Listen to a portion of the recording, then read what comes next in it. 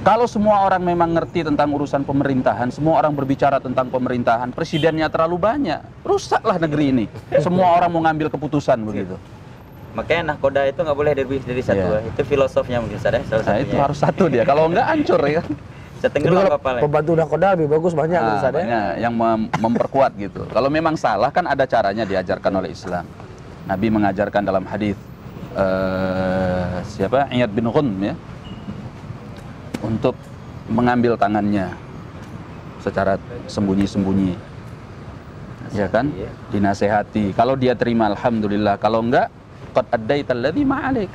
Makanya anak sering nyampaikan kalau memang antum itu mau betul-betul jihad, datangi, nasehati, nanti kalau antum di penjara sabar. Jangan nyuruh orang-orang untuk demo gitu kan. Kalau nggak ngirim surat atas nama pribadi ya, alamat pribadi ya, bukan surat kaleng ya. Iya, kalau nanti ada resiko dicambuk seperti Al-Imam Ahmad, Syahid sabar. insyaallah. Iya kan, kalaupun sampai mati ya insya Allah mudah-mudahan syahid di jalan Jangan Allah. kabur ya. Jangan kabur. Baik, jazakumullah khairan.